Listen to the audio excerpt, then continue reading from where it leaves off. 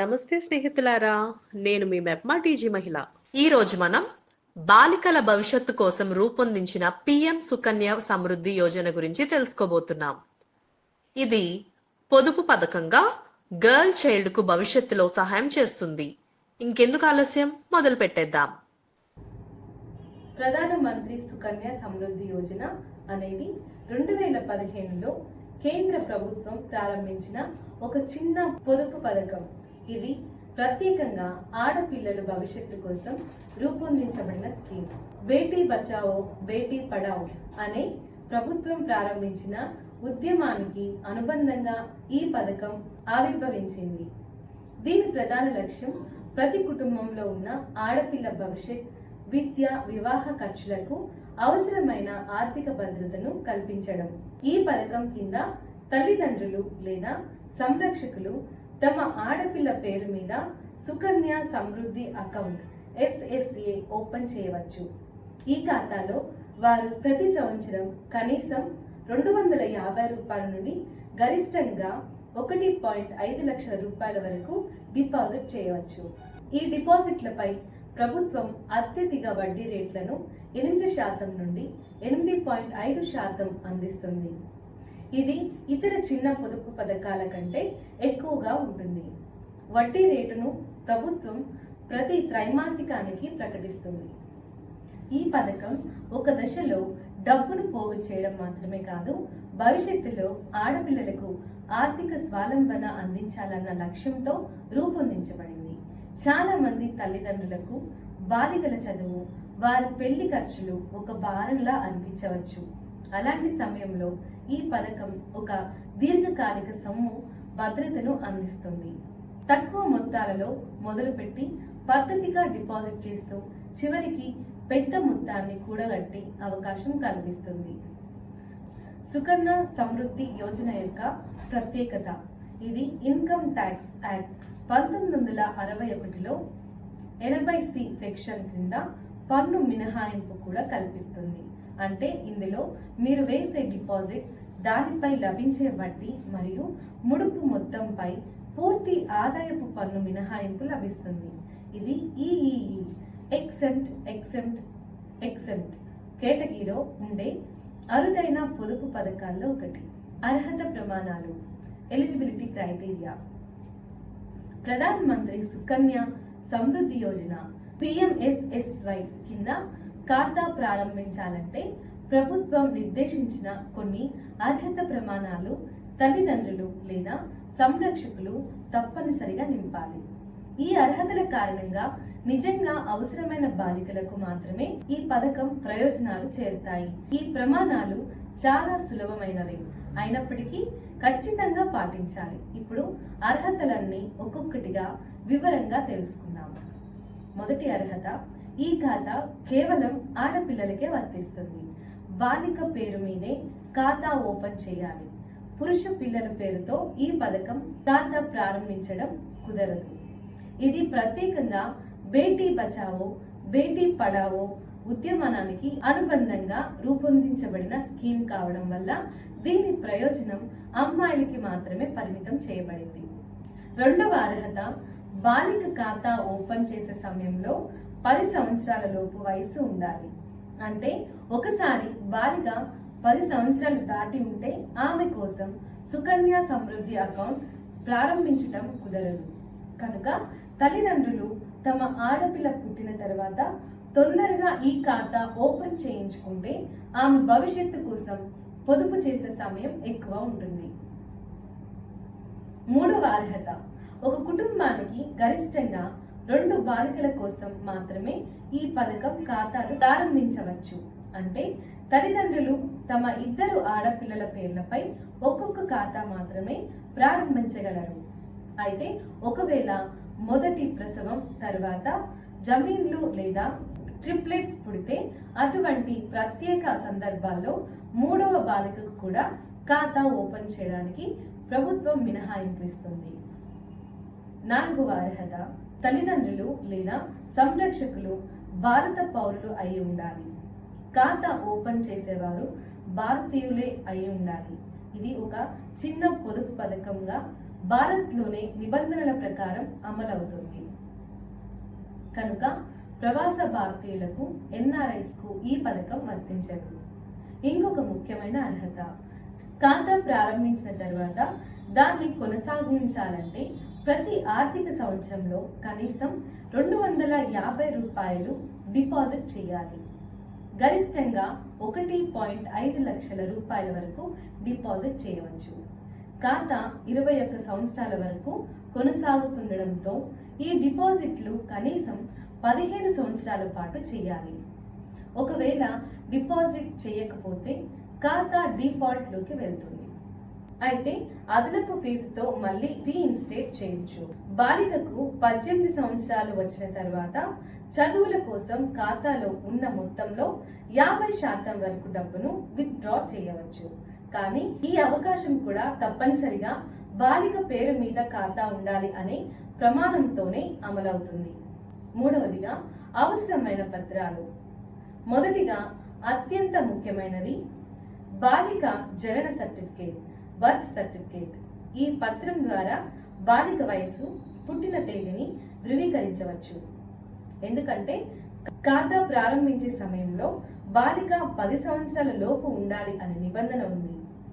పుట్టిన తేదీ స్పష్టంగా ఉండే బర్త్ సర్టిఫికేట్ తప్పనిసరి.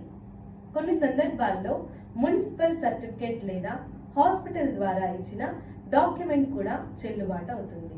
రెండవ డాక్యుమెంట్ సంరక్షకుడి గుర్తింపు పత్రం, తల్లి లేదా తండ్రి. ఇది Aadhaar card, PAN card, voter ID, driving licence వంటి ప్రభుత్వ జారీ చేసిన ఫోటో ఐడి రూపంలో ఉండాలి. మూడవ పత్రం సంరక్షకుడి చిరునామా ధృవీకరణ, అడ్రస్ ప్రూఫ్. ఇది కూడా అత్యంత కీలకం. Aadhaar card, ration card, gas book, bank passbook, విద్యుత్ బిల్లు వంటి పత్రాలు చిరునామా ఆధారంగా ఉపయోగించవచ్చు. నాలుగవ అవసరమైన పత్రం ఫోటోలు. బాలిక మరియు సంరక్షకుని తాజా పాస్పోర్ట్ సైజ్ ఫోటోలు అవసరమవుతాయి. బ్యాంక్ లేదా పోస్ట్ ఆఫీస్ ఖాతా పుస్తకంలో లేదా కేవైసీ ఫారంలో ఈ ఫోటోలు జత చేయాలి. ఇంకొక ముఖ్యమైన పత్రం SSY ఖాతా అప్లికేషన్ ఫామ్. ఇది పోస్ట్ ఆఫీస్ లేదా బ్యాంకు శాఖ నుండి పొందవచ్చు లేదా ఆన్లైన్లో కూడా డౌన్లోడ్ చేసుకోవచ్చు. ఫారంలో బాలిక పేరు, పుట్టిన తేదీ, తల్లిదండ్రుల వివరాలు, చిరునామా, డిపాజిట్ మొత్తం, మొదటిగా డిపాజిట్ చేసే నగదు వివరాలు ఇచ్చి సంతకం చేయాలి. గరిష్టంగా 2 బాలికల కోసం ఖాతా ఓపెన్ చేయవచ్చని మీరు గుర్తుంచుకోవాలి. కానీ ఒకవేళ ట్రిప్లెట్స్ లేదా 2వ డెలివరీలో జమీన్లు పుడితే 3వ బాలికకు కూడా ఖాతా ప్రారంభించేందుకు ప్రభుత్వం అనుమతిస్తుంది. అటువంటి ప్రత్యేక పరిస్థితులలో మెడికల్ సర్టిఫికేట్ లేదా హాస్పిటల్ రిపోర్ట్ సమర్పించాలి. ప్రయోజనాలు, బెనిఫిట్స్. మొదటి ప్రయోజనం, ఇది ఒక భద్రమైన ప్రభుత్వ రన్నింగ్ పథకం.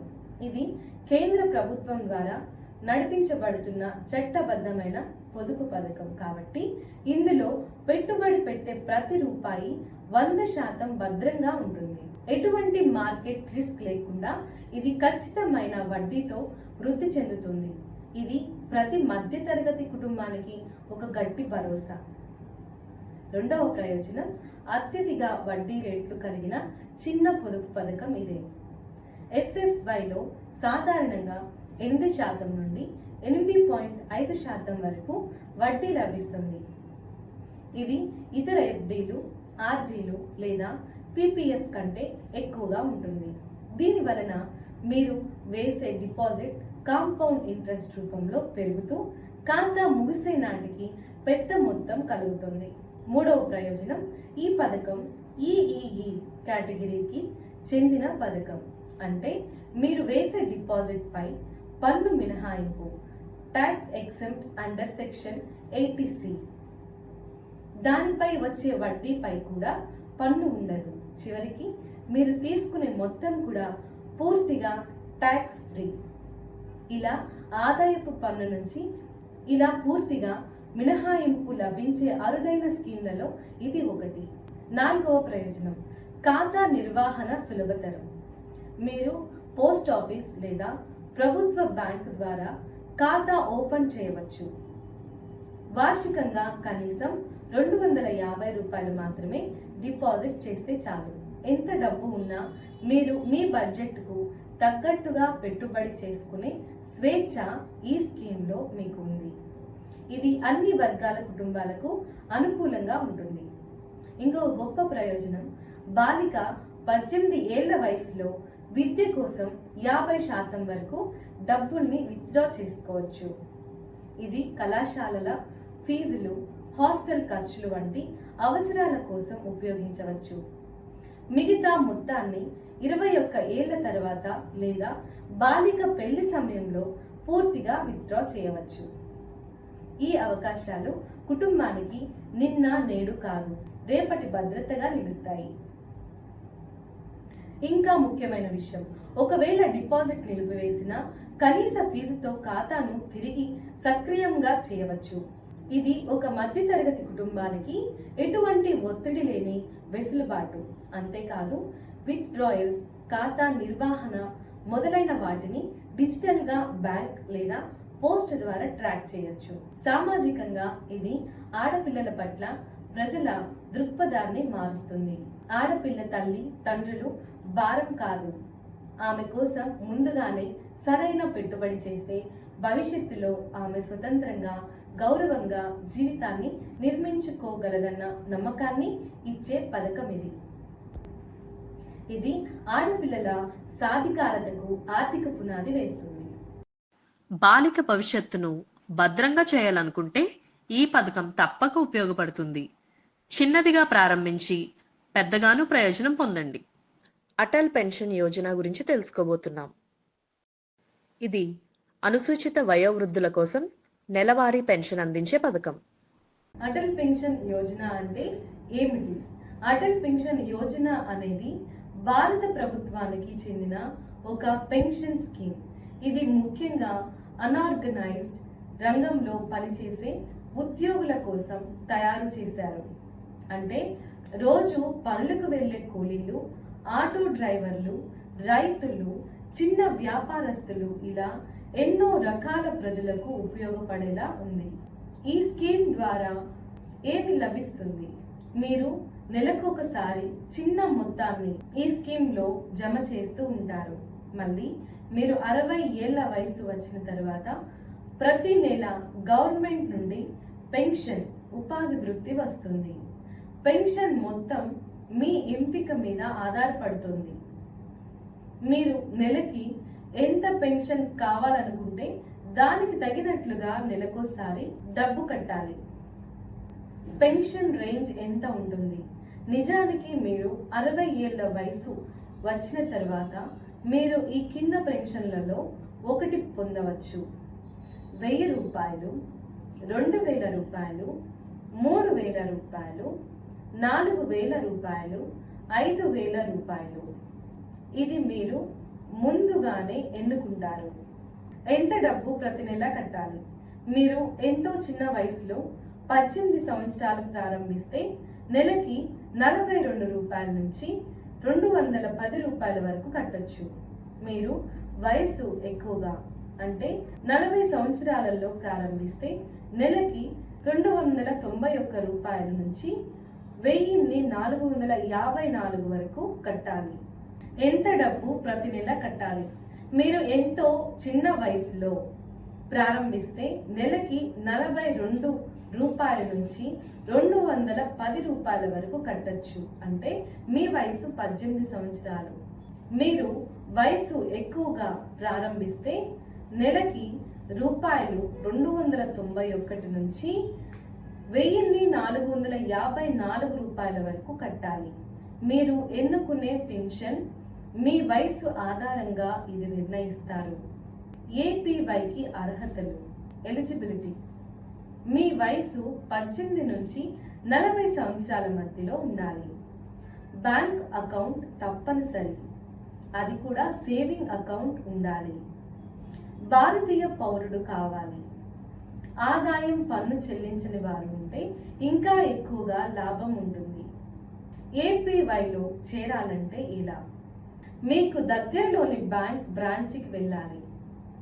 ఆధార్ కార్డ్, బ్యాంక్ ఖాతా వివరాలు, ఫోన్ నెంబర్ ఇవ్వాలి. వారు అప్లికేషన్ ఫారం ఇచ్చి పూర్తి చేయిస్తారు. నెలకోసారి డబ్బు మీ ఖాతా నుంచి ఆటోమేటిక్గా తీసుకుపోతారు.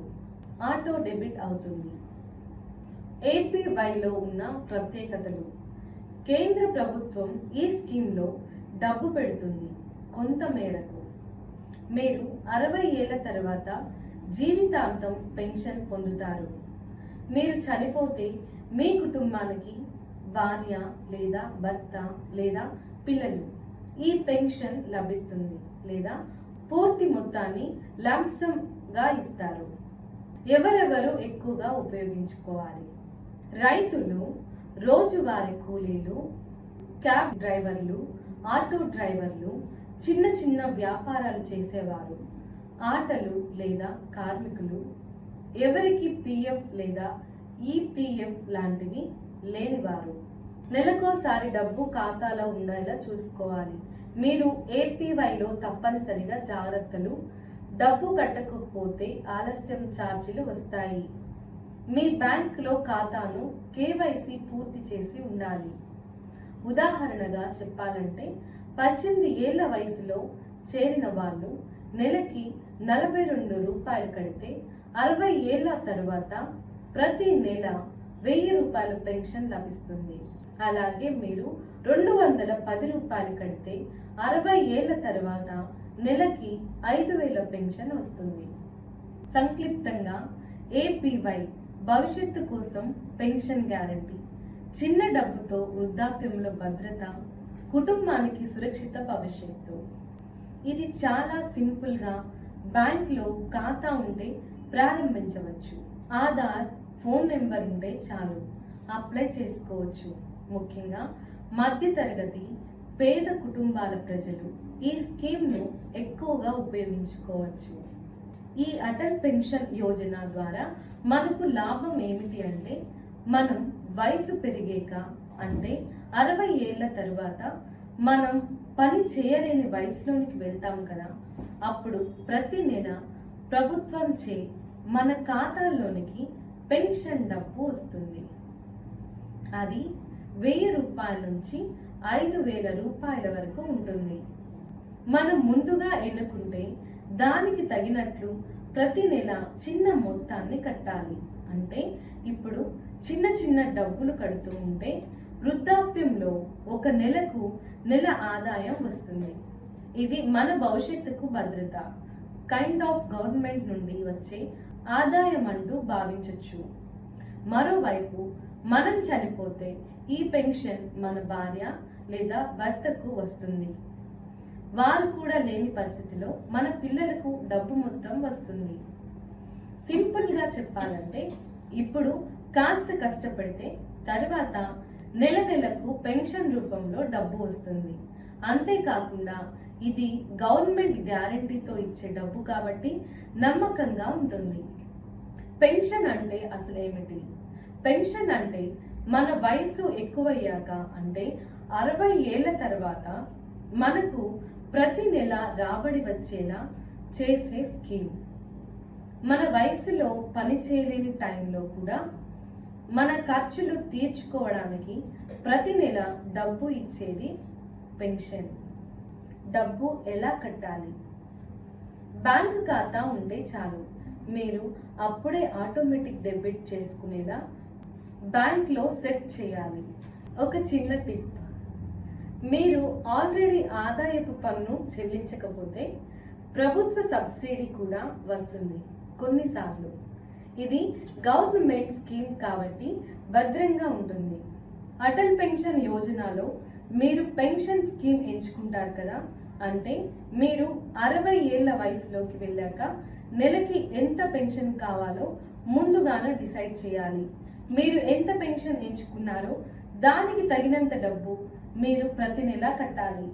మీ వయసును బట్టి ఎంత డబ్బు కట్టాలి అనేది మారుతుంది. 18 ఏళ్ల వయసులో ప్రారంభిస్తే నెలకి తక్కువ డబ్బు చాలు. ఉదాహరణకు రూపాయల నుంచి 210 రూపాయల వరకు కట్టాలి. మీరు ఎంత పెన్షన్ కోరుకుంటున్నారో దాన్ని బట్టి ఈ మొత్తం ఉంటుంది. 40 ఏళ్ల వయసులో ప్రారంభిస్తే నెలకు ఎక్కువ కట్టాలి. ఉదాహరణకు 291 రూపాయల నుంచి 1454 రూపాయల వరకు కట్టాలి. ఎన్ని జాగ్రత్తలు తీసుకోవాలి? ప్రతి నెల ఖాతాలో డబ్బులు ఉండాలి, లేకపోతే పెనాల్టీ పడుతుంది. డబ్బు కట్టకపోతే ఆలస్యం ఛార్జీలు వస్తాయి. బ్యాంక్ ఖాతా కేవైసీ పూర్తి చేయాలి, లేకపోతే స్కీమ్ ఆగిపోతుంది. సంక్షిప్తంగా చెప్పాలంటే ఏపీవై భవిష్యత్తుకు గ్యారంటీ పెన్షన్, చిన్న మొత్తాలతో వృద్ధాప్యంలో ఆదాయ భద్రత, మీ కుటుంబానికి భద్రత కల్పించే ఒక మంచి ప్లాన్. ఈ పథకం ద్వారా వృద్ధాప్యంలో ఆర్థిక స్వావలంబన పెంచుకోవచ్చు. ఇప్పుడే ప్రారంభించండి. ఇప్పుడు మనం నేర్చుకున్న టాపిక్ పై కొన్ని ప్రశ్నలను చూద్దాం.